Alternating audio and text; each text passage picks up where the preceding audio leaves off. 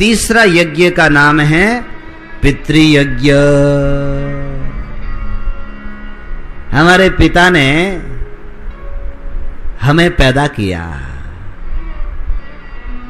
ये दो परंपराएं होती हैं, एक गुरु परंपरा और एक पितृ परंपरा, एक नाद परंपरा और दूसरी बिंदु परंपरा। जो संसार में संतान को उत्पन्न करते हैं वे बिंदु परंपरा से इस सृष्टि चलती है, और जो गुरु अपने शिष्य के हृदय में ज्ञान के द्वारा एक नया जन्म देते हैं वह नाद परंपरा की संतान है।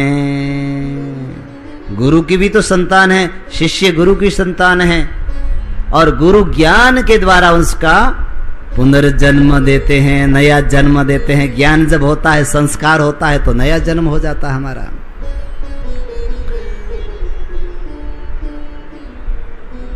पुराणों में लिखा है भातृदेवो भव पितृदेवो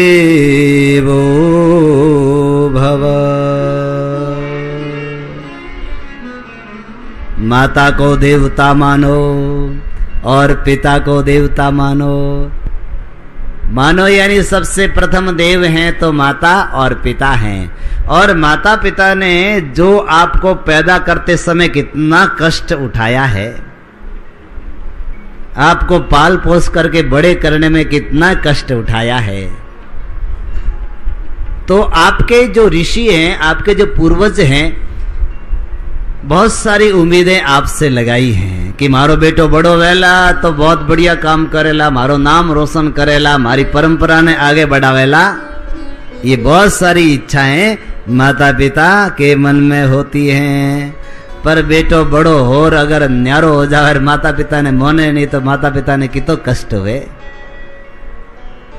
तो भाई पितरों, जैसे पितरों का तर्पण किया जाता है, वर्ष में जो ये श्राद्ध पक्ष आता है, जैसे चतुर्मास पूरा होगा तो 15 दिन का श्राद्ध पक्ष आएगा। उसमें हर व्यक्ति अपने दादा दादी, अपने नाना नानी, और अगर अपने माता पिता चले गए हैं तो इन 3 पीढ़ियों को श्राद्ध तर्पण करता है, गंगा जी में जा करके, सरोवर में जा करके, और ब्राह्मणों को श्राद्ध भोजन करवाता है।